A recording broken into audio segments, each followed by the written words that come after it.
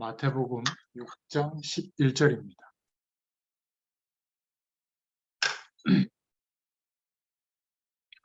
네, 우리 한 목소리로 봉독합니다. 오늘 우리에게 일용할 양식을 주시옵고. 네, 먼저 서론으로 좀 생각해 볼 부분들이 있는데요. 우리는 현실을 바라볼 때 지금 당장만 보지 말고 하나님께서 행하시는 영원이라고 하는 그 시간 속에서 지금 현재를 볼 수 있어야 됩니다. 하나님이 우리를 구원해 주신 그 축복은 우리에게 인생 전체를 두고 알게 하시고 체험케 하시고 또 증인이 되도록 하시는 겁니다. 그러니까 지금 당장 좋은 일이 생겼다, 당장 어려움이 왔다, 너무 거기에만 국한돼서 보지 말고 하나님의 말씀을 의지해서 좀 기도하는 시간, 묵상하는 시간을 가져보면 빌립보서 1장 6절에 나와 있는 것처럼 그리스도 예수의 날까지 이루어 가신다 이렇게 고백한 것처럼 우리 인생 전체를 두고 지금 하나님께서 인도하고 계시는 겁니다. 그런데 점점 나아지는 게 아니라 완전한 축복을 주셨는데 그것이 무엇인지를 점점 알게 하시는 것이지, 조금 하나님께 잘 보이고 마음에 드는 행동을 하면 복을 조금 줬다가 더 많이 하면 더 많이 주고 그런 게 아니에요. 그건 종교에서 말하는 거죠. 우리는 그리스도로 말미암아 완전한 생명의 축복이 임한 거예요. 그래서 뭔가 자꾸 육신적인 복에 국한돼서 기도하거나 하나님을 바라보는 분들은 자꾸 왔다 갔다 하죠. 좀 괜찮으면 감사했다가 뭐 아무리 구해도 별로 나아지는 게 없으면, 특히 뭐 자녀들 문제, 뭐 부부 문제, 뭐 건강에 대한 거, 뭐 이런 것들은 막 급하게 변화되는 게 아니잖아요. 근데 그런 많은 기도를 하고 있으면서도 정작 하나님께서 우리에게 알리시려고 하는 축복, 먼저 구할 게 있다, 그런 것들을 알고 계시니까 먼저 구할 거를 좀 먼저 구해라. 하나님의 나라의 축복 알기를, 그 배경이 임하는 것이 무엇인지 알기를 구해라. 그리고 그 축복이 당연히 누려질 수 있도록 예수 그리스도를 통해서 인도하신 그 축복을 구해라. 이렇게 말하고 있거든요. 그러니까 만약 제가 이렇게 설교를 할 때 여러분 기도하면 복이 옵니다. 1시간 하면 1시간짜리 복이 오고요. 새벽에 하면 더 큰 복이 오고 금식하면서 하면 더 큰 복이 옵니다. 이러면 이해가 되면 그건 하나님 말씀이 아니에요. 그죠? 그냥 공부하듯이 열심히 성경 공부를 하는 거거든요. 그게 아니라 예수 그리스도께서 하신 그 하나님이 하신 재창조의 능력으로 이루신 복음의 내용이 우리에게 실제가 되어지면, 그래서 살아가는 그 어떤 것보다 가장 중요한 믿음의 근거가 되고 우리의 기업의 보증이 된다면 그때부터 말씀으로만 기록되어졌던, 그리고 성경의 인물들만 경험했던 시공간을 초월하는 하나님의 영원한 축복이 체험되기 시작해요. 물론 그때 뭐 방언이 터질 수도 있고 뭐 환상을 볼 수도 있고 뭐 예언을 할 수도 있겠지만 그것은 일어나는 영적인 현상이지, 완전하신 하나님과 그리고 하나님의 배경이 임하는 축복은 어떻게 표현할 수가 없을 거예요. 그래서 할렐루야, 감사합니다, 정말 뭐 이런 단어밖에 쓸 수가 없는 겁니다. 왜냐하면 이 세상에 그것을 빗대어서 말할 수 있는 게 별로 없어요. 어머니의 사랑도 변하죠. 기분 좋을 땐 막 했다가 기분 나쁠 때는 막 하잖아요. 근데 하나님은 일정하고 똑같으세요. 예수 그리스도께 속한 우리를 언제나 완전한 축복을 누릴 존재로 여기시고 그 축복을 알게 되는 방향으로 인도해 주시는 겁니다. 그러니까 우리가 기도하는 것은 좋은 거잖아요. 내가 살아가면서 필요한 거, 잘 되는 거, 성공하는 거, 행복한 거, 문제 해결받는 거, 거기에 부합되어져서 하나님의 영광의 축복을 알 수도 있지만 거의 다 이 세상에서 얻을 수 있는 것과 속해 있는 부분이 많지 않아요. 그러니까 기도 응답이 없는 것처럼 보이는데 가장 절망적일 때가 오히려 전적으로 하나님을 바라볼 때거든요. 그때가 오히려 기회일 가능성이 많아요. 그러니까 이런 말씀들이 어렵죠. 저도 말씀 전하면서 어떤 때는 잘 전달되고 있나? 이렇게 생각될 때도 있는 겁니다. 쉽게 노력하면 최선을 다하면 하나님의 마음에 들도록 중심을 두고 행동을 하면 복이 온다. 이러면 쉬워요. 근데 이거는 아침에 나와서 일하는 일꾼의 품삯이나 저녁에 나와서 일하는 일꾼의 품삯이나 똑같다. 하나님의 나라의 축복은 그런 거거든요. 워낙 엄청나기 때문에 30년 동안 믿으면서 경험한 사람이나 오늘 예수 믿고 구할 때 경험한 내용이나 질량이 똑같아요. 목회자가 누리는 하나님의 축복이나 여러분들이 누릴 하나님의 축복의 내용이 똑같은데 문제는 실제가 안 된 것뿐이에요. 그러니까 그냥 눈 감고 이렇게 코끼리 뭐 만지다가 막 가실가실하면 이건 뭐 가시덤불인가 그럴 수도 있는데 뭐 물컹하면 뭐지? 근데 이만한 코끼리잖아요. 그죠? 상아 만지면 또 그거에 연상해서 무슨 뼈인가 이렇게 생각할 수도 있듯이 우리가 육신적으로 기도했을 때 오는 응답은 여러 가지지만 그 모든 것이 합쳐져서 하나님이 우리에게 알도록 하시는 것은 뭐냐면 하나님이 함께 하시는 복이에요. 그러니까 그 영원한 축복이 회복되어졌기 때문에 예수 그리스도의 이름으로 기도하는 겁니다. 그래서 구약의 유월절 절기에 어린 양의 피를 우슬초로 찍어서 문설지에 찍어 바르는 행동을 했는데 그런데 모든 문제가 해결된 거예요. 430년 동안 노예 생활하던 신분에서 해방되게 된 겁니다. 쉽게 말하면 양의 피 바른 집은 죽음의 사자가 그 집의 장자를 죽이지 않고 패스오버 넘어갔죠. 그러니까 하나님이 천사를 보낼 때 괜찮은 사람의 집만 죽음의 사자가 넘어간 게 아니고 헌금 많이 하고 신앙생활 잘한 집을 넘어가도록 그 집은 공격하지 마라 그렇게 한 게 아니라 피 바른 집. 이게 무슨 의미죠? 오실 메시아의 약속을 붙잡는 거거든요. 언약을 붙잡은 말씀의 약속을 붙잡은 그 집은 무조건 넘어갔어요. 한 방울 찍었든 뭐 아주 그냥 많이 찍었든 그거는 관계가 없어요. 약속을 신뢰하고 믿은 피의 언약을 붙잡은 그 집은 넘어가게 됐던 겁니다. 그래서 구약 시대에 가장 하나님이 중요하게 보시는 것은 오실 메시아에 대한 약속을 붙잡는 행위인데 번제를 드리는 것. 짐승을 이제 각을 떠서 내장을 꺼내고 피를 제단에 뿌리고 태워서 연기를 올려보내드리는 그런 번제를 드리는 것은 가장 중요한 약속의 행위를 받고 그리고 할례의식을 치르는 것. 몸에 오히려 표피를 짜라서 자기가 소변 볼 때마다 항상 언약을 생각하도록 한 할례의식을 중요하게 생각한 거예요. 할례의식이 중요한 게 아니라 오실 메시아의 약속을 몸에 새기도록 한 겁니다. 그죠? 왜 11조를 드리겠죠? 10분의 1을 헌금을 드리는 게 중요한 게 아니라 우리의 모든 것이 거듭났으므로 하나님께로부터 온 것을 하나님의 소유로 인정하고 드리는 행위예요. 근데 우리는 자꾸 행위에만 국한되지 그 의미를 놓치는 겁니다. 기도도 막 무진장 많이 하는데 뭐 그렇게 많이 안 하셔도 돼요. 어떤 면에서.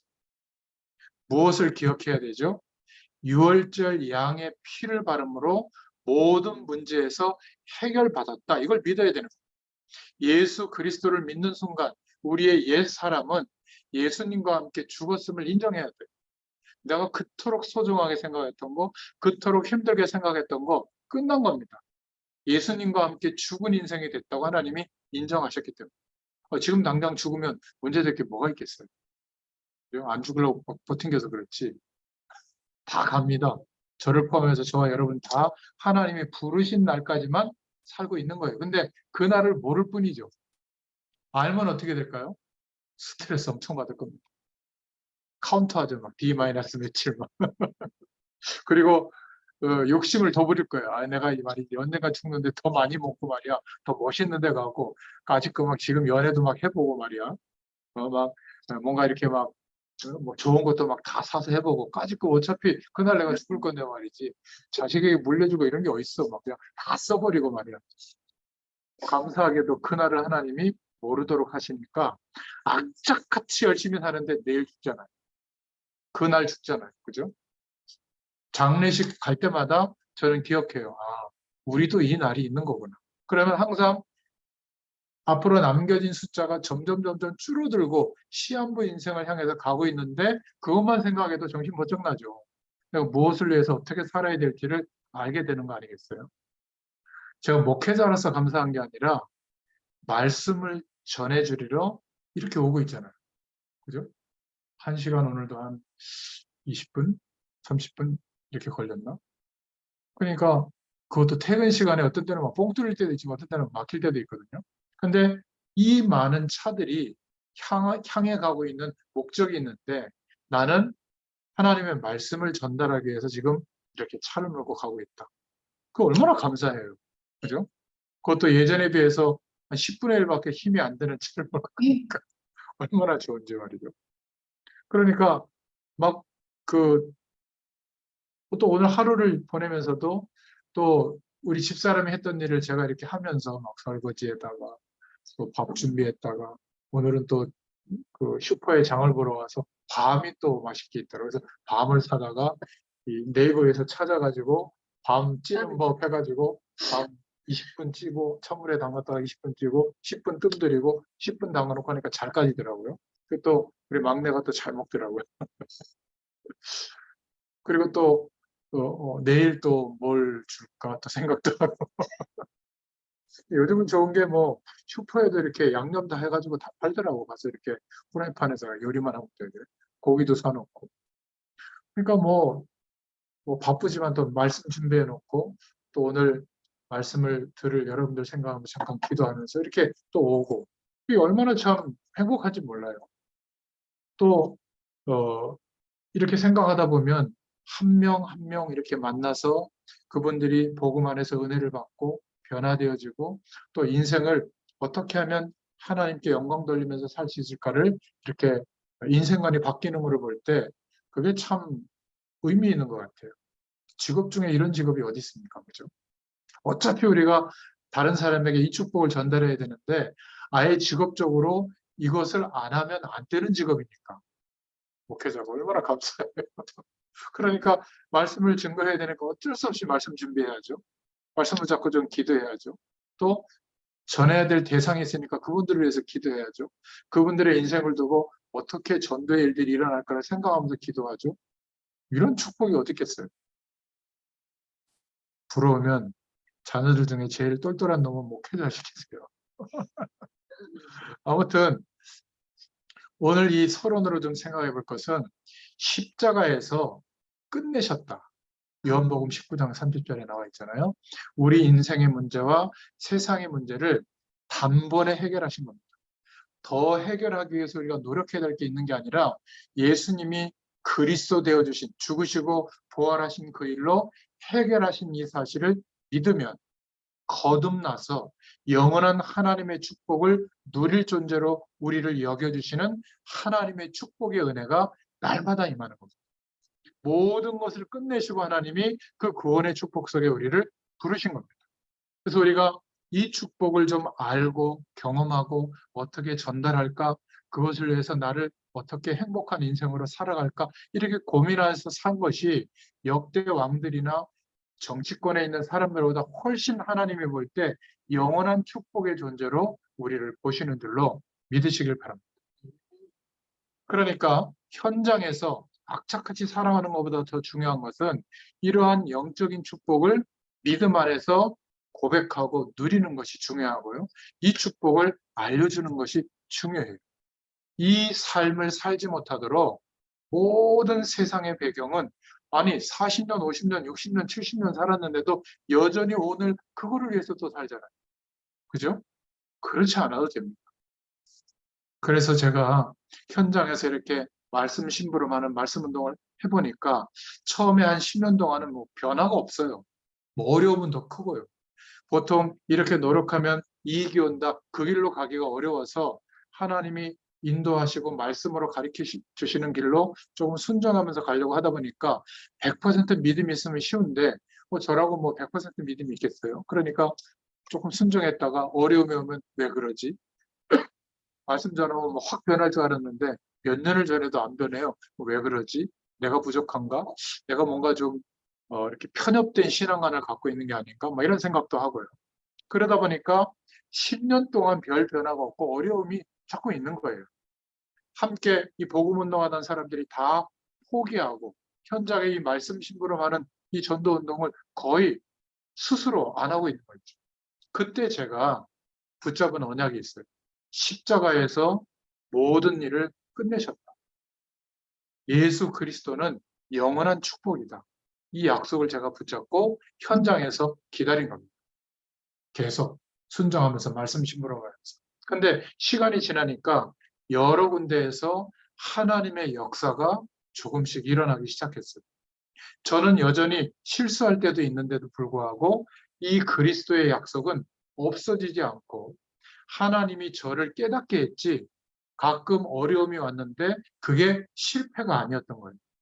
그 실패와 어려움을 통해서 방향을 수정해 주시고 이 영원한 축복을 누리고 전달하는 쪽으로 내 동기와 계산하는 내용을 없애주시고 이렇게 하나님이 인도를 해주셨거든요. 더 큰 은혜를 주시려고 약간의 훈련을 하나님이 시키신 거더라고요. 실패가 아니었구나. 이게 신앙생활의 굉장히 중요한 부분입니다. 왜냐하면 이런 영원한 하나님의 계획 속에서 하나님이 날마다 우리를 인도하는데도 불구하고 이것을 모르도록 방해하고 자꾸 뒤에서 공격하는 사단에게 속지 않아야 될 줄을 믿습니다. 그래서 기도의 축복을 주신 거예요. 나는 왜 잘 안 될까? 기억하세요. 하나님은 나를 고칠 능력이 있습니다. 저와 여러분을 고치고 회복시킬 능력이 있어요. 이것을 믿고 안 되는 조건, 어려운 환경을 보지 말고 그것은 참고하시되 하나님의 말씀을 신뢰하고 하나님이 주시는 은혜에 순종하면서 나아가면 어느 날 준비하신 그 시간이 되면 성령께서 완벽하게 역사해 주세요. 그렇지 않고 자꾸 속으면요. 그냥 막 두려워서 떠는 거죠. 이 세상살이가 두렵습니다. 우리 코로나 시작될 때 어떻게 막 뉴스가 나왔죠? 막 다 죽는 것처럼 보도하지 않았나요? 지금 마스크 쓰지도 않잖아요. 그죠? 3월달 되면 마스크 이제 실내에서도 벗는다고 그러고. 그러니까 이 세상의 문제가 죽을 것 같아도 지나가는 일들이에요. 사단에게 속으면 그게 장악되는 겁니다. 우리의 모든 믿음까지도 막 흔들리게 만들죠. 그래서 현장에서 이 복음의 능력을 회복한 중직자 한 사람, 평신도 한 사람, 우리 후대들, 랩런트 한 사람이 얼마나 소중한지 몰라요. 그리고 우리 평신도 여러분들은 이 복음을 위해서 전도하기 위해서 모든 것을 내려놓은 우리 목회자들을 굉장히 소중하게 생각해야 될 줄로 믿습니다. 초대교회는 성도들끼리 만나면 일단 부둥켜 안고 울었어요. 이 어마어마한 핍박 속에서도 굴하지 않고 오늘 다시 예배의 자리에 나왔구나. 승리했구나. 너무 귀하니까 말이죠. 여러분, 우리가 왜 자꾸 어렵다고 생각하는지 아세요? 모든 저주를 십자가에서 끝내셨는데 이것을 자꾸 부인하고 적극적으로 부인하지는 않지만 돈이 없기 때문에 건강에 문제가 와서 자녀가 속색여서 부부의 문제가 있어서 뭔가 교회가 문제가 있어서 뭐 가족의 문제가 있어서 내가 좀 뚱뚱하거나 내가 못생겼거나 내가 공부를 많이 못했거나 다른 사람보다 부족해서 이것이 더 크다고 생각하면 성경 전체를 부인하는 것과 똑같아요. 모든 저주를 끝내셨다. 하나님의 자녀가 다른 것 때문에 고통당하고 스트레스 받는다면 성경을 부인하는 것과 같은 행위예요. 그렇다면 하나님을 믿을 이유도 없겠죠. 돈을 더 믿고 내가 문제라고 생각하는 것이 나아지는 것을 믿는 거겠죠. 그래서 십자가에서 모든 저주를 끝내셨다. 이 약속과 진리의 내용을 빼버리면 예배 행위를 몰두하는 것은 뭐죠? 우상 숭배와 같은 거예요. 하나님의 자녀인데 이 축복을 모르고 열심히 신앙생활하면 바리새인들이 했던 종교 생활과 똑같은 겁니다. 그러니까 열심히 신앙생활하는데 재앙을 막을 길이 없는 겁니다. 문제가 왔는데 그 문제를 휘어잡고 끝내버릴 힘이 없는 거예요. 자꾸 휘말리는 겁니다. 다른 사람이 나를 나쁘다고 공격하면 어떻게 해야 되겠어요? 끝장을 보고 말이지 아니라는 걸 밝혀야 됩니까? 저는 이렇게 합니다. 그래, 나쁜 놈 맞다. 죄인 아니에요, 우리? 죄인이라고 말해주니까 나쁜 놈 맞다라고 하면 되죠. 아닌 얘기를 하면, 그래, 이거 넘어가면 되는 거지. 내 존재 자체가 나쁜 말을 하는 것 때문에 없어집니까? 하나님께서 함께 하시는 내 존재가 훼손될 것 같아요? 절대 그런 거 없어요. 자존심 상할 거 없습니다. 진짜 자존심을 내세울 때가 언제냐? 오늘 성령 충만을 경험하지 못하고 내가 지금까지 살았어. 이 시간까지. 자존심 상하는 거예요. 이 놀라운 축복이 내게 임해 있는데 성령으로 함께하고 계시는데도 하나님을 바라보지 않고 있는 내 상태가 발견되면 이건 자존심 상해야 되는 거예요. 아, 또 사단에게 속았구나. 아이, 이 영적 존재는 말이야, 교묘하구나. 참 자존심 상한다. 이래야 되는데, 남들보다 못 가진 거, 못 배운 거, 키 작은 거, 키 큰 거, 뚱뚱한 거, 날씬한 거, 공부 많이 한 거, 못한 거, 뭔 상관이에요. 뻔뻔해라 그 말이 아니라, 진짜 자존심 상하는 건 따로 있는 거예요. 하나님의 이 놀라운 축복을 갖고 있는 우리가 불신자의 그 삶을 부러워한다? 참 안타깝지 않아요? 아니, 지금 보세요. 어마어마한 인생을 살고 엄청난 과정을 겪어서 한 나라의 지도자가 됐는데, 그 뭐 욕 한마디 한 거, 미안합니다. 아, 제가 좀 과했죠? 조심할게요. 이러면 될 거를 거짓말에 보태고 국민 60%가 뭐 방송사에 한 그대로 들었는데도 지금도 아니라고 하고, 대통령이 아니라고 하는데 그 밑에 사람들은 맞다고 할 수 없잖아요. 그러니까 다 아니라고 계속 해야 되잖아요. 이거 끝나지 않는 거예요. 아, 지금 지도자가 돼가지고 초창기에 국정 뭐 많은 일을 돌봐야 되고 국가적으로도 중요한 일이 많은데 이거에 딱 걸려 있는 겁니다. 제가 가만히 보면요, 참 어리석죠. 그 자존심 하나 쓸데없는 거 같아요. 또 이쪽에서는 그 정도 하면 됐지 뭐 그게 뭐 계속 갈 문제예요. 그래, 우리가 알았어, 거짓말 안 했다고 할게, 이거 그냥 하면 될 거 아니에요. 그럴 법이 없죠. 서로 죽을 때까지 살 겁니다. 아, 참 이천생들도 막 그러다가 나중에 미안해 이러고 막 부둥켜 안고 막 서로 사과하잖아요. 너무 단순한 것 같아요. 그러니까 굉장히 성공하고 대단한 것 같은데 아주 아무것도 아닌 문제에 인생 전체와 아예 공동체 전체가 딱 걸려요. 참 신기하지 않습니까? 우리는 이쪽이 옳다, 이쪽이 옳다 이 얘기를 하는 게 아니에요. 참 희한하죠.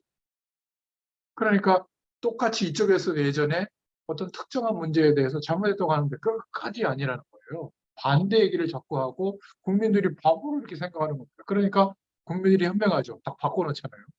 이거 또 바뀝니다. 뭐 몇 달 뒤에 또 뭐 선거하잖아요. 국회의원 선거인가?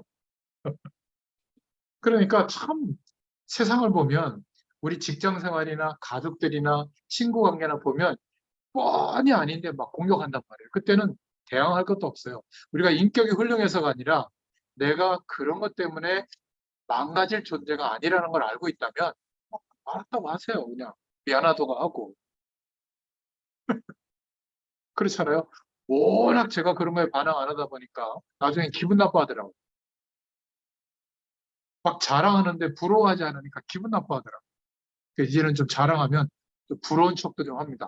참 좋겠습니다. 막 이러는데 속으로는 아이고 네가 이 정도밖에 그릇이 안 되는구나. 예수 믿는데도 자랑하는 거 보면요, 거의 육신적인 거 가지고 자랑합니다. 우리 애가 공부를 잘하고 출세를 했고 누구한테 결혼을 했고 뭐 집이 몇 평짜리고 그럼 뭐 어쩌라는 거예요. 근데 하나님과 함께하는 축복은 몰라. 왜냐하면 문제가 왔을 때 대화해보면 알잖아요. 하나님이 이 문제를 허락하신 게 맞잖아요. 실수를 내가 했어도. 그러면 이 어려움을 통해서 하나님이 하실 일이 있다는 거 아니겠어요? 그게 뭘까에 대해서 고민하는 얘기를 좀 해야 되거든요. 또 그러다가 답을 얻은 얘기를 해줘야 되거든요. 근데 무조건 해결됐다는 거예요. 그것은 정확한 하나님의 뜻이 아닐 수 있습니다. 그냥 위기를 면한한 정도죠. 그러면 다른 종류의 똑같은 문제가 왔을 때 또 괴로워하거든요. 저는 문제가 오면 항상 하나님께 질문합니다. 물론 분명하게 답이 나오진 않아요. 근데 기도하고 기다려보면 말씀으로나 또는 사람들의 말이나 여러 가지 미디어나 또는 묵상 속에서 하나님이 많은 생각들을 단편적으로 깨닫게 하다가 어느 날 확실하게 응답을 주실 때가 있어요. 아, 이것 때문이다. 그때부터는 더 이상 그 문제에 대해서 고민하지 않습니다. 질병도 똑같아요. 우리의 죄의 짐만 짊어주신 게 아니에요. 주님이. 우리의 옛사람, 질병까지도, 옛사람의 사고방식과 삶의 태도 때문에 온 질병까지도 주님이 병짐도 짊어져 주신 거예요. 우리가 왜 병 때문에 기도하죠? 주님께서 맡아주시라고. 그래서 몸은 좀 힘들지만 병 때문에 내 마음과 생각과 영혼이 완전히 장악당하거든요. 사단이 병마의 세율을 공격하니까. 그래서 장악당하지 않도록 몸은 불편하지만 영혼과 정신은 더 하나님 바라보고 충만한 은혜를 누리면 그 은혜의 힘이 몸을 이겨요. 치료도 훨씬 빨리 되고요. 그리고 회복 속도도 빠릅니다. 그런 은혜가 있기를 축원드립니다. 자꾸 속으면 안 돼요. 모든 저주를 십자가에서 끝내셨다. 이 약속을 붙잡을 수 있기를 바랍니다. 그래서 예수님이 하신 그리스도의 일이 전부입니다. 더 중요한 것은 이러한 축복을 누리고 전하는 전도자의 대열에 선 사람은 땅에서 하늘에서 한 번도 이런 영원한 축복을 하나님이 허락하시는 축복을 못 받은 적이 한 번도 없어요. 그렇기 때문에 우리가 사람을 너무나 쉽게 평가하면 안 됩니다. 우리 후대들, 랩런트들, 새신자들 이런 사람들을 쉽게 바라보면 안 돼요. 내 자녀라고 해서 쉽게 보면 안 됩니다. 이 후대들을 통해서 하나님은 굉장한 당신의 일을 하실 것을 믿으셔야 돼요. 왠지 아세요? 우리가 그렇게 기도했잖아요. 우리 자녀를 놓고 기도할 때마다 그렇게 하지 않았어요? 돈 잘 보게 해주시고 이뻐지게 해주시고 좋은 사람 만나게 행복하게 이것만 기도했습니까? 저는 워낙 어릴 때 기도를 잘못해놔가지고 세계복음화 일꾼 이러고 다 기도해놨거든요. 하는 짓이 세상의 교육 방법이 안 맞아요. 세계복음화 일꾼으로 되는 교육 방법은 하나님 바라보는 것밖에 없거든요. 그러니까 다 정상적으로 크지 않아요. 공부하고도 별로 관심이 없어요. 근데 하나님이 만들어가는 거 있죠. 우리 첫째 딸 보면 길을 쓰고 악착같이 막 그냥 음료수 하나도 안 사먹고 돈 모아가지고 1년에 몇 차례씩 해나갑니다. 그것도 어디 기다리는데도 안 해요. 공부해가지고. 무슨 미국 가는데 비행기를 기다리는 시간까지 합쳐서 한 30시간 가까이 걸리는 싸게 갑니다. 샌프란시스코에서 갈아타는데 9시간 대기하더라고요.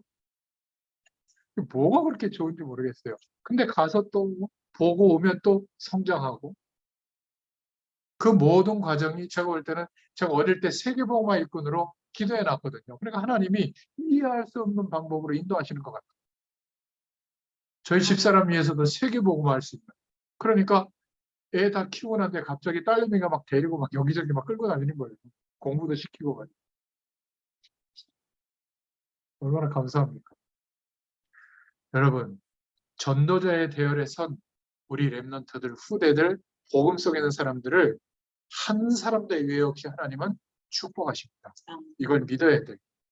아니, 우리 자녀가 공부도 못하는데요. 여러분, 하나님께 쓰임받은 모든 인물들 중에 10%만 공부 잘하는 사람들이에요. 90% 이상 되는 사람들은 공부하고 아예 관계가 없던 사람들입니다. 하나님의 능력으로 하나님이 변화시켜 나가는 거예요. 세상을. 그 사람의 능력으로 변화시키는 게 아니더라고요. 베드로 같은 참 모자란 분도 하나님이 불러서 초대교회 최고 사도로 세우셨잖아요. 그래서 땅에서는 100배로 받고 내세에는 영생의 축복을 누린다 말씀하고 있잖아요. 하나님이 저와 여러분을 보배로 여기십니다. 아멘. 우리가 모자란 질그릇처럼 보이지만 맞아요. 그런데 우리 안에 보배 되신 주님이 성령으로 함께하고 계십니다. 그래서 하나님은 우리를 보배로 여기시는 거예요. 십자가의 비밀을 가지고 저와 여러분을 하나님이 보실 때는 의인으로 만드신 줄로 믿습니다. 이 축복이 얼마나 큰지 몰라요. 그런데 누가 자꾸 속이죠? 망했다고, 실패했다고, 모자라다고, 나후됐다고 막 스트레스 받고 열등감 받을 정도로 자꾸 사람들 앞에서 아닌 거 가지고 포장할 정도로 왜 자꾸 속입니까? 그럴 필요 없어요.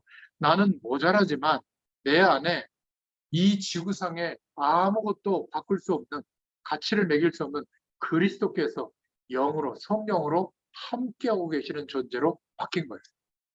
이거를 생각할 때마다 얼마나 우리가 존귀한 존재가 됐는지 절대 잊어버리지 마시길 바랍니다. 우리가 연약하면 믿음이 떨어지면 방황하거든요. 자꾸 낙심해요. 마귀가 속이는 거거든요. 포기하게 만듭니다. 그때 흑암 세력이 덮여가지고 이기지 못하도록 아무것도 아닌데 자꾸 속는 겁니다. 우리가 연약해도 하나님의 말씀의 약속을 붙잡고 기도하고 기다리고 있으면 하나님이 하십니다.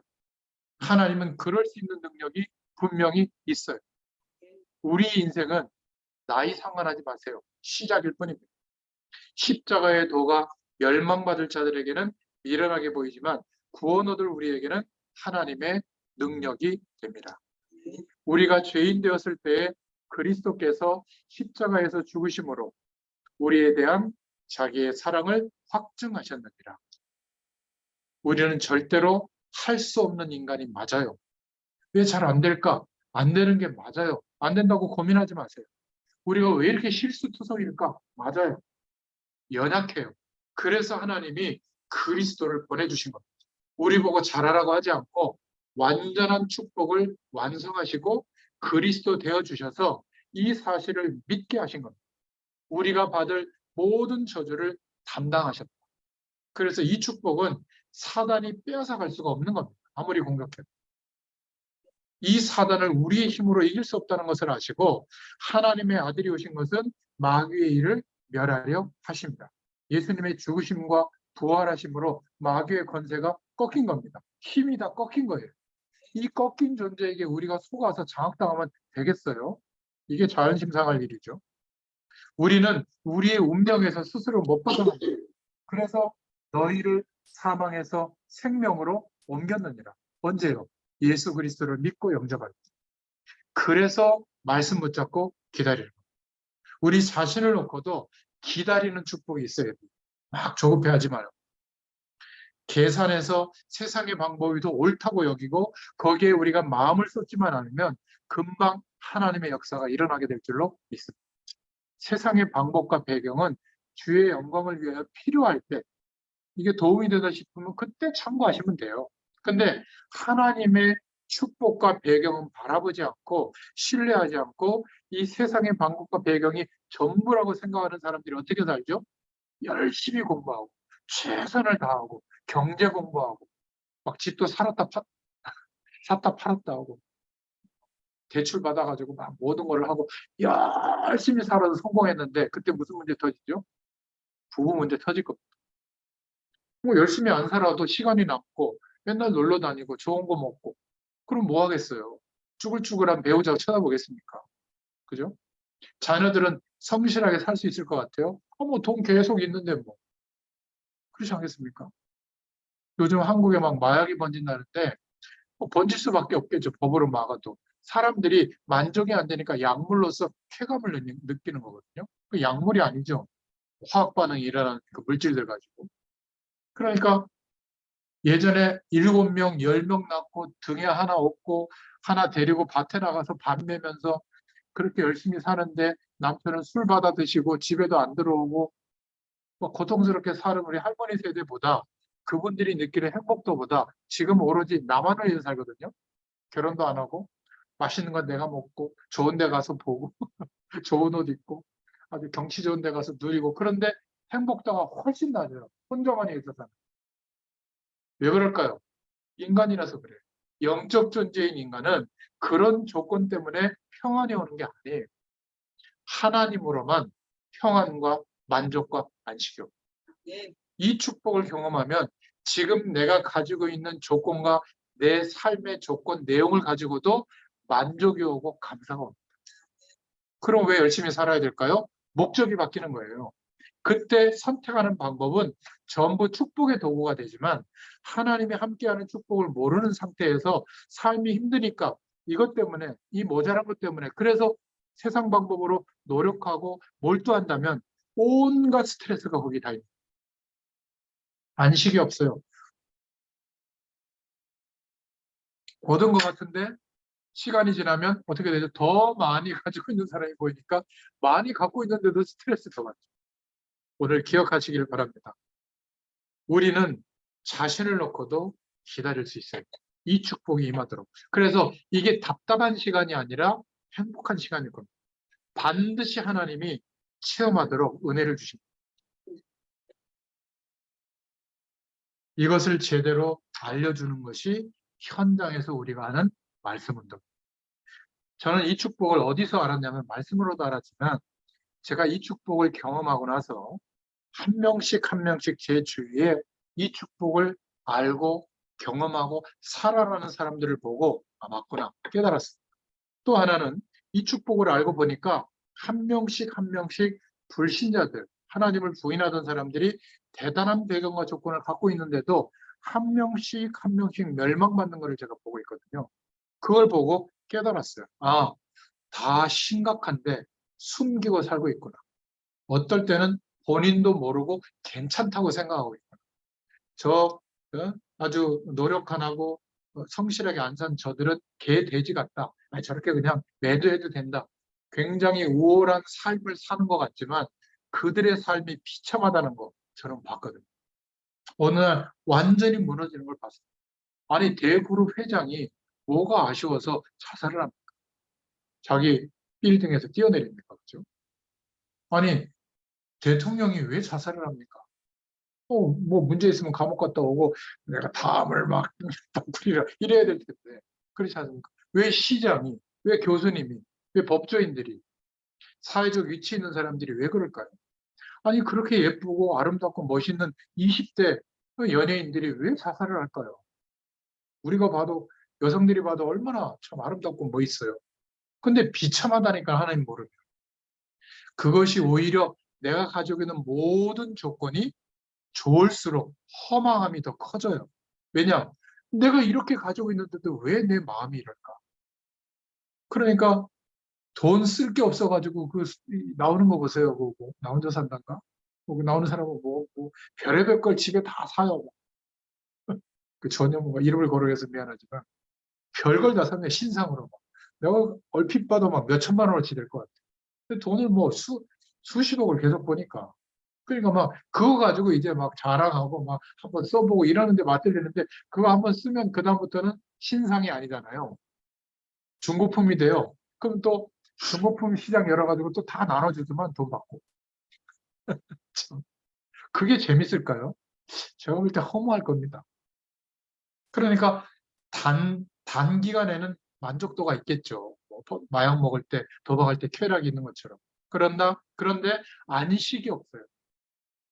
내가 다른 사람에게 나의 삶을 알려줄 만한 내용이 되지 못해요. 자녀에게는 못 알려줄 겁니다. 그러니까 감추죠. 그죠? 속이고만. 제가 이 서론을 이렇게 말씀드리냐면 우리가 기도를 하는데 진짜 기도를 못하고 있는 겁니다. 이게 너무 안타까운 거예요. 하나님이 알고 계시다. 그거 안 해도 된다.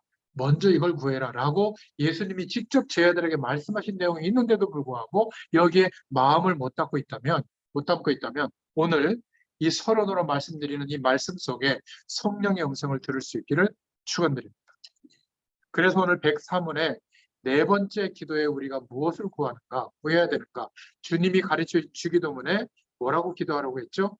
우리에게 일용할 양식을 주옵시고라고 기도하라고 했다. 그런데 대답으로는 우리에게 하나님이 주신 분깃이 있다.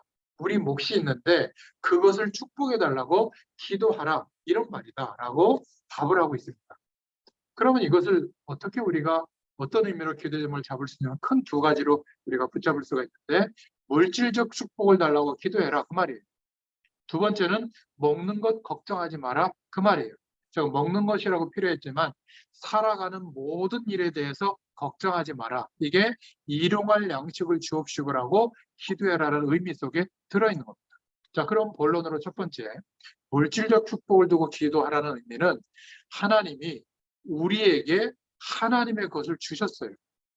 그 축복을 누리도록 기도해라. 쉽게 말하면 물질적 축복을 기도하라는 말인데 전도자들은 한 명도 빠짐없이 이 세상에서 살아갈 때 물질의 축복을 받았어요. 한 명도 예외가 없습니다. 그런데 저와 여러분만 예외가 될 리가 없어요. 방황하거나 낙심하는 시간에 흑암 세력이 들어와서 우리의 마음과 생각을 장악하기 때문에 불신앙하지 말고 하나님의 약속을 붙잡고 기도해라. 여러분 기억하세요. 우리의 재산을 공격하는 흑암 세력을 이미 예수님이 꺾어버렸어요.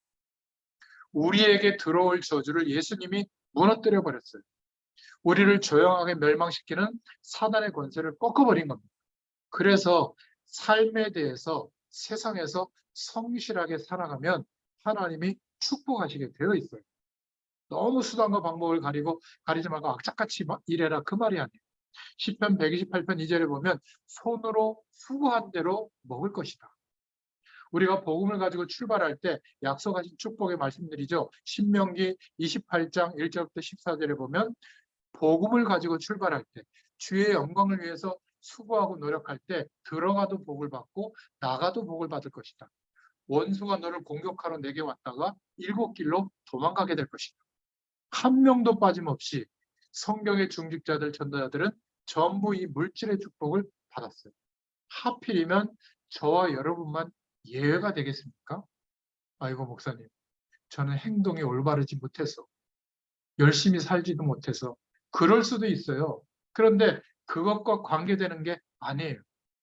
한 명도 빠짐없이 그 사람의 노력과 관계없이 그 사람이 복음을 가지고 출발할 때 주의 영광을 위해서 살기로 작정했을 때 고센 땅에는 흉년이 들지 않았어요. 재앙이 덮치지 않았어요. 그리고 안디옥 교회는 하나님이 축복하셨어요. 다 기근이 들었는데 예루살렘 교회까지 어려워졌는데 안디옥 교회는 약속을 붙잡고 있었거든요. 근데 풍요를 이뤘어요. 오히려 부조금을 모아서 본교에 후원할 정도로 성교비를 보낼 정도로 하나님이 역사했잖아요. 원래 하나님의 자녀가 그런 겁니다. 이 땅을 사는 동안에도 필요함, 그것을 하나님이 채워주시는 겁니다. 수고한 대로. 그래서 여기에서 중요한 기도점을 우리가 붙잡아야 되는데 이러한 삶의 귀중한 축복을 예비해 주셨기 때문에 헌금할 때마다 이 축복을 누리셔야 돼요. 1,000원을 드리든 10,000원을 드리든 100만 원을 드리든 큰 액수를 헌금하든 헌금할 때마다 여러분들은 꼭 기도하시기 바랍니다. 4가지. 하나님, 내가 평생 동안 11조의 축복을 누리게 해주십시오. 내가 빚내서 사는 인생이 되지 않고 10분의 1을 점점 더 크게 드릴 수 있도록 10분의 1을 빼고도 세상 사람과 견주어서 부족하지 않도록 하나님이 주신 모든 것으로 사는 믿음의 고백인 11조를 드리게 해주십시오. 헌금할 때마다. 그리고 나와 우리 가정과 우리 가문이 곳곳에 성전을 건축할 축복을 허락해 주십시오. 헌금할 때마다 기도하세요. 그리고 하나님 곳곳에다가 하나님의 일꾼들, 제자들을 모아서 훈련하고 파송할 만한 렘넌트 유니티 트레이닝 센터라는 의미의 훈련 센터를 만들 만큼 하나님이 나를 축복해 주십시오. 헌금할 때마다 기도하세요. 그리고 4번째로 전 세계에 선교할 수 있는 축복의 문을 허락해 주십시오. 이렇게 기도하세요. 기왕에 우리가 돈을 벌고 물질의 축복을 받으려면 아니 이런 정도의 기도 응답을 받아야 되잖아요. 근데 하나님이 약속하신 축복이에요. 구하세요. 작게 구하지 말고. 근데 이거는 목표가 아니에요. 과정입니다. 당연한 거예요. 도달해야 될 최종 목표가 아니라 기본적인 거예요. 하나님이 역사하십니다. 중요한 것은 모든 전도자들에게 영적인 힘을 주시겠다고 약속하신 이 축복을 우리가 받아야 될 줄로 믿습니다. 그래서 혹시 저와 여러분에게 실패가 올 때도 있거든요. 그래도 마귀에게 속지 마시기 바랍니다. 욥이 이 마귀의 공격에 대해서 승리했죠. 마귀가 하나님께 가서 뭐라고 얘기했냐면 저 욥이 하나님이 저렇게 축복하고 잘 살게 해주니까 어떻게 하나님을 안 믿겠습니까? 제가 시험해 봐도 되겠습니까? 그래서 하나님이 허락한 시험을 한 거예요. 욥의 생명건 건드지 말고 다 해봐라. 그래서 제일 먼저 한 시험이 가지고 있는 모든 재산이 없어지도록 시험했거든요. 그때 욥은 욥기서 1장 19절부터 23절에 이렇게 고백했습니다. 주신 자도 여호와시요 가져가신 이도 여호와시다. 내가 올 때 빈손으로 왔다. 나는 분명히 언젠가 갈 때는 빈손으로 갈 것이다. 그래서 있어도 없어도 모든 영광을 하나님께 돌린다. 사단이 꺾여지는 거예요. 이 믿음의 고백은. 그죠? 그리고 병들게 만들었죠. 막 욕창이 일어나서 막 어마어마하게 괴로울 정도로. 욥기서 19장 25절부터 26절에 욥은 그 질병 앞에서 이렇게 고백했습니다. 내가 알기에는 나의 하나님이 살아계시니 내가 하나님을 만날 때에는 이 병든 몸 가죽 밖에서 내가 앞으로 만날 거다. 이 몸 밖에서 만날 거다. 못 말리는 거죠. 병들어도 상관이 없다. 죽어도 나는 가죽 밖에서 만날 거니까 괜찮다. 이때 친구들이 와서 뭐라고 위로하죠? 내 시작은 미약하지만 내 나중은 창대해지리라. 이게 세상에 말하는 위로예요. 네가 지금 어렵지만 잘 견디면 잘 될 것이다. 그 조롱이에요, 조롱. 속으로 조롱하는 거예요. 근데 이걸 막 성경 구절을 붙여가지고 또 써놨더라고요. 기업체 같은데. 하나님 말씀 아니에요. 성경에 나와 있지만 세상의 복의 기준입니다. 우리는 뭐죠? 나중에 창대해지는 게 아니라 아예 처음부터 창대해졌어요. 계속 창대해져. 왜? 완전한 축복이 임했는. 그러니까 하나님의 말씀을 우리가 기대하는 쪽으로만 붙잡으면 터무니없는 구조를 붙잡는다. 신기하지 않습니까? 뭐 솔로몬인가? 솔로몬의 부인, 다윗의 부인이 뭐 1000명 있었다고 막 바람 피우고 막 첩두고 막 이러는 게 정당화하고 막 그런 이상한 인간들도 있잖아요. 그는 그 시대에 정략적으로 결혼할 수밖에 없는 문화적 배경이 있었기 때문에 그 속에서 또 우상 숭배하고 우상을 갖고 들어오는 이런 거를 구약에서 또 말씀하고 있잖아요. 근데 구약이 했던 그 일, 지금도 해도 된다. 이렇게 말하는 사람들이 있어요. 그 어마어마하게 자당적으로 그냥 해석하는 거예요. 이단들이 저를 그렇게 많이 하는데. 아니, 이제 완전한 축복이 임했기 때문에 막 살아도 된다. 누가 그래요? 막 살아보세요. 죄를 허용하면 성령께서 탄식하세요. 하나님의 완전한 축복과 죄와 함께 할 수가 없어요. 그래서 죄를 허용하면 성령의 충만함이 누려지지가 않습니다. 그래서 회개하라는 거예요. 돌이킬 때 하나님이 기억하시고 더 충만한 은혜로 역사해 주시죠. 그게 우리가 말하는 회개죠. 그래서 진짜 병들었을 때 이 고백했던 고백 때문에 결국 마귀는 꺾이게 됩니다. 마누라도 조롱했죠. 부인도. 요백에 뭐라고 그래요? 야, 이 정도 되면 하나님 저주하고 죽어라. 하나님 저주하면 죽는 줄 알았나 보죠. 그리고 도망가 버립니다. 여성분들은 이 남자들이 가장들이 돈 못 벌고 그러면 집을 나가나 봐요. 요새만 그런 게 아니라 옛날에도 그랬던 것 같아요. 요즘에는 말도 안 하고 그냥 조용히 가버린대요. 무서운 시겠죠. 여러분, 진짜 어려움이 왔을 때는 누가 와서 위로해도 위로가 안 돼요. 그 어려움 앞에서 욥이 한 고백이 욥기서 23장 10절부터 14절에 나오는데, 나의 가는 길을 오직 그가 아시나니 그가 나를 단련하신 후에 내가 정금같이 나오리라. 이렇게 고백했어요. 그러면서 그에게 이런 일이 많이 있느니라. 하나님은 그는 뜻이 일정하시니 그 뜻을 돌이키지 아니한다. 이러니까 마귀가 완전히 항복해 버리는 겁니다. 나중에는 욥이 이전보다 축복을 더 2배로 받았다고 욥기서에 기록하고 있죠. 근데 이걸 해석을 잘해야 됩니다. 고통을 참았더니 축복을 2배로 받았다? 이 말이 아니에요. 하나님이 우리에게 축복을 주시려고 고난을 주신다? 어떤 면에서도 그런 의미는 아닙니다. 무슨 말이냐면 아무리 마귀가 온갖 시비를 걸어도 하나님의 백성을 무너뜨릴 수가 없다, 그 말이에요. 이게 물질의 축복에 대한 약속이에요. 우리가 살아갈 때 필요한 모든 것에 대한 약속이에요. 어떤 것도 훼손시킬 수가 없다. 그런데 육신의 복을 받기 위해서 일해야 된다, 절해야 된다, 헌금을 해야 된다, 예배를 잘 드려야 된다, 새벽에 기도해야 된다. 자꾸 육신의 복을 강조하면 교회가 세상보다 밑에 있게 되는 겁니다. 그죠?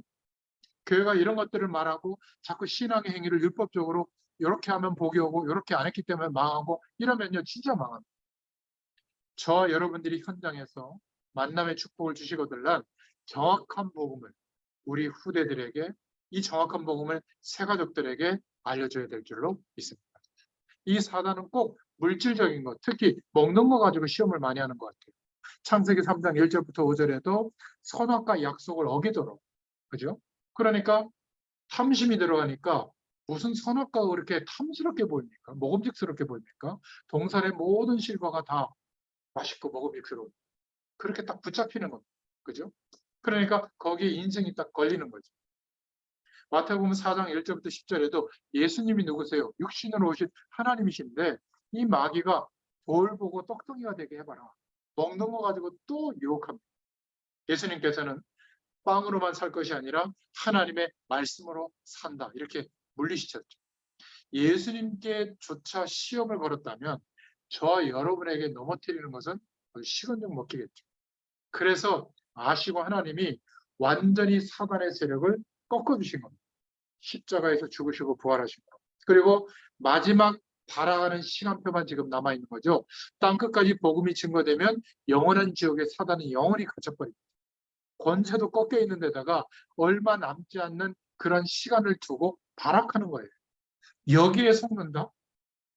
머리를 깼다는 말은 권세를 깼다는 말인데 그 힘은 이미 깨졌거든요. 믿는 우리에게. 근데 이 사단에게 지면 되겠어요? 자존심 상하는 거죠. 끝까지 말씀의 언약을 붙잡고 있으면 하나님께서 역사하실 줄로 믿습니다. 실패했을지라도, 경제 문제가 왔을지라도, 사람에게 추궁당하고 버림받는 상황이 될지라도 예수님을 그리스도로 믿는 이 언약을 붙잡으면 일용할 양식을 주옵시고라는 말은 책임지신다는 말이거든요. 분명히 증거가 오게 될 줄로 믿습니다. 두 번째는 먹는 것 걱정하지 마라. 생존을 위해서 걱정하지 마라. 그 말이에요. 오늘 필요한 정도만 노력해라. 이 말이 아니에요. 먹는 것 걱정하지 마라. 살아있는 동안에 다 책임지겠다. 그 말이에요. 일용할 양식. 나의 하루하루가 평생이 되지 않겠어요? 물론 세계복음을 위한 물질의 축복 이것도 받아야 되지만 나의 모든 삶에 대한 거 걱정하지 마라. 그 말이에요. 그런데 우리와 똑같이 믿음의 선배님들도 이 문제에 다 걸려 있었어요. 아브라함이 하나님의 약속을 붙잡고 출발했는데 뭘 먹고 살지? 이게 고민이었어요.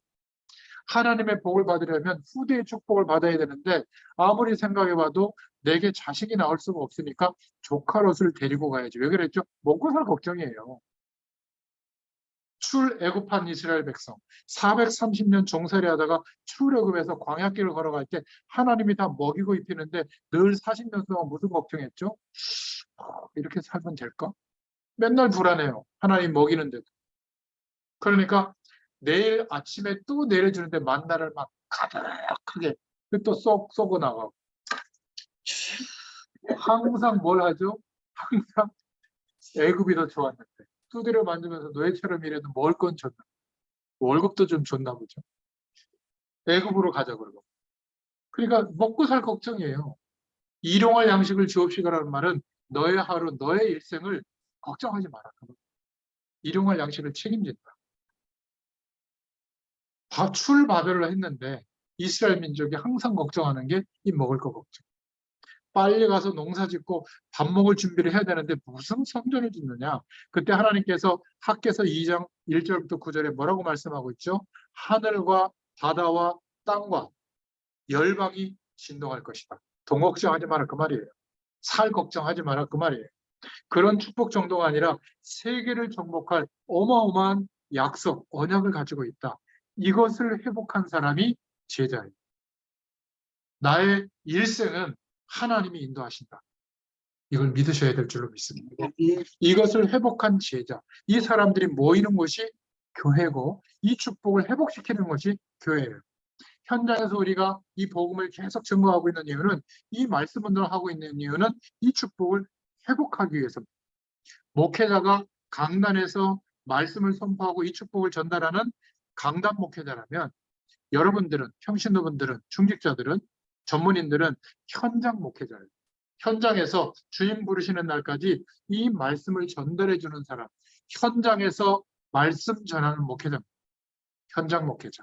당연히 일생을 살아가는데 하나님이 책임지시는 축복을 허락하실 줄로 믿습니다. 자, 그런데 세 번째, 주기도문 가운데 이것보다 더 신경 써야 될 부분이 마태복음 6장의 전체에 나옵니다.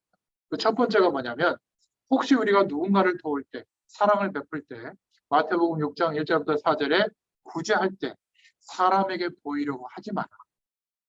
그리스도의 사랑으로 베풀어라. 그러면 이미 다 받았느니라. 마태복음 6장 6절을 보면 중요하게 신경 써야 될 부분을 또 말하고 있죠. 골방에 들어가서 기도해라. 사람 앞에서 내가 굉장히 믿음 좋은 척을 내색을 하지 말고 하나님께 기도해라. 그 말이에요. 그러면 그 기도에 응답하실 것이다. 여러분 중직자가 되는 거 걱정하지 마시고요. 중직자로 임직이 되면 장로님이 되면 기도할 때 하나님 앞에 서서 기도하면 돼요. 회중 기도, 대표를 기도하게 되거든요. 막 걱정하고 막 몇 날 며칠 잠 못 자고 그건 사람 앞에서 자꾸 생각하는 거예요. 내가 기도할 때 어떻게 비춰질까? 괜찮아요. 그냥 편안하게 하나님이 원하시는 기도 말하듯이 하시면 됩니다. 조금 말이 잘 안 되는 분은 적어서 눈 뜨고 기도해도 됩니다. 아니, 대표기도 전에 눈 뜨고 하면 됩니까? 기도 갖고 막 유창하게 막 해야 기도 잘하는 거 아니에요? 아니, 성경에 눈 감고 기도해야 된다는 법칙이 없어요. 전통상 눈을 감고 기도해서 우리가 기도할 때 눈을 감는 것이지 눈 뜨고 기도해도 되는 겁니다. 눈을 감으면 외부에서 들어오는 정보가 없기 때문에 좀 집중할 수 있어서 눈 감고 기도하는 것뿐이에요. 예수님이 겟세마네 기도에서 막 피땀 흘려 기도할 때, 마지막 기도할 때 손을 들고 하늘을 우러서 눈을 뜨고 기도했거든요.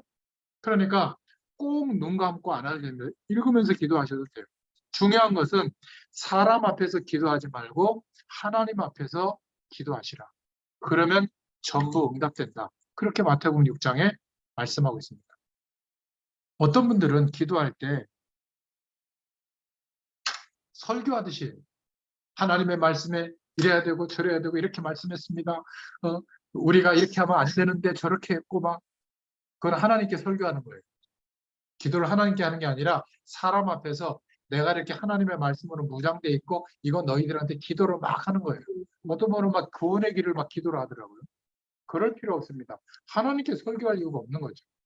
막 창세기 말씀을 끄집어내고 막 출애굽기 말씀 끄집어내고 막 요한계시록까지 가고 막 그럴 필요 없어요. 성경 말씀을 주신 분이 하나님인데 굳이 성경 말씀을 일일이 말씀하듯이 안 했어도 돼요. 막 온갖 미세어구를 동원하지 않으셔도 돼요. 그러니까 그렇게 기도하려고 하니까 정명기 자꾸 기도하니까 기도가 어렵게 생각하는데 아니에요. 하나님, 우리 목사님 축복해 주세요. 우리 교회를 축복해 주세요. 지금 예배할 때 하나님이 충만하게 우리 가운데 임하게 해주세요. 우리에게 있는 모든 문제보다 하나님의 은혜가 더 크게 해주세요. 우리의 마음과 생각을 붙들어 주세요. 이런 기도를 해야죠. 그죠? 뭐 교회 태영아부터 뭐 작년부 막 기도제 막 다 나열하고 막 우리 교회 막 뭐 그렇게 안 해도 됩니다. 물론 그래야 될 때가 있어요. 뭐 특별한 집회나 이럴 땐 그렇게 해야 되지만 그러니까 간단하게 적어서 하나님 앞에서 기도하셔도 됩니다. 절대로 사람을 의식하면 그 기도는 그걸로 끝난 거예요. 하나님 앞에서 기도할 때 이 기도는 응답된다. 기억하세요. 그러니까 혼자 하는 시간이 기도가 진짜 중요하고 혼자 있는 시간. 그죠? 그리고 구제할 때도 하나님 앞에서. 그러면 그것은 축복이 됩니다. 마태복음 6장 33절에 우리가 있어야 될 거 아시고 계시니까 구질구질하게 그런 거 기도하지 말고 그의 나라와 먼저 그의 나라와 그의 의를 구해라. 분명히 그리스도께서 십자가에서 모든 문제를 해결하셨는데 그것이 나에게 은혜가 되도록 구해라. 감사해라. 지금 어려움 당한 것처럼 보이지만 하나님께서 하나님의 뜻을 이루실 것을 확신하는 기도를 해라. 그러면 감사하는 거예요. 영적인 힘이 키워지면 성령께서 역사하시게 되어 있어요. 그 영적인 그릇이 있어야 되거든요. 하나님의 말씀을 신뢰하고 믿는 기도가 아닌데 어떻게 성령께서 역사합니까? 근데 이 손가락 빈 거 이거 낫게 해주려고 성령이 역사하실 이유가 있겠어요? 대일반천국 붙이면 돼요. 그죠? 우리 자녀가 좀 모자라는 거 약간 좀 도와주고 말이지 좀 기다려주면 바뀝니다. 우리 자녀가 성령 충만하게 해주세요. 이건 기도해야 돼요. 본인의 힘으로 그거 안 될 거예요. 중보기도 해줘야 돼요. 우리 자녀가 하나님께 쓰임받는 인물이 되게 해주세요. 기도해야 돼요. 세상의 것이 정말 아무것도 아니구나라고 여길 만큼 하나님의 은혜가 경험되게 해주세요. 이건 기도해 줘야 돼요. 그렇잖아요? 저는 그렇게 기도합니다. 우리의 산업에 저와 여러분 개인에게 성령의 충만함이 임하는 것이 가장 힘이 되고 답이 됩니다. 이게 주님이 알려주신 주기도문의 기도의 원리와 내용이에요. 주기도문을 가지고 기도에 대한 많은 답을 찾는 가운데 가장 중요한 부분을 저는 마태복음 6장 33절로 봅니다. 그의 나라와 의를 구해라. 그리하면 우리가 그렇게 필요한 것들 때를 따라 더해 주십니다. 그래서 옛날에는 피의 언약, 번제 이런 것으로 그 약속을 붙잡으면 응답을 주셨지만 매번 양을 잡아서 예배드리면 얼마나 번거로워요. 그래서 이제는 십자가에서 다 끝내시고 그 끝내신 대표적인 이름 예수 그리스도의 이름으로 예배할 때 하나님의 놀라운 축복이 임하게 되는 겁니다. 이 언약을 가진 전도자, 이 대열에 선 사람은 무조건 땅에서는 100배의 축복과 내세에는 영생의 복이 임하고 또 주님처럼 핍박은 겸하여 받는다. 이렇게 마가복음 10장 29절에서 30절에 말씀하고 있습니다. 이렇게 놀라운 축복을 받게 돼요. 전도자들이.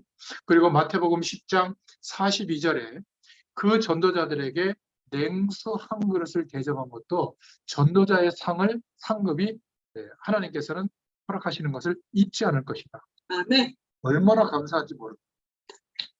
전도자를 도와라 그만 아니냐 그런 의미만 있는 게 아니라 물론 그것이 축복이지만 그만큼 십자가에서 끝내신 이 복음의 능력을 소유하고 이 축복을 전달하는 그런 삶을 사는 것이 중요하다. 그것이 너무 큰 은혜인 줄로 믿습니다. 어떤 문제가 와 있어도 걱정하지 말고 오늘 일용할 양식을 주옵시고 기도해라.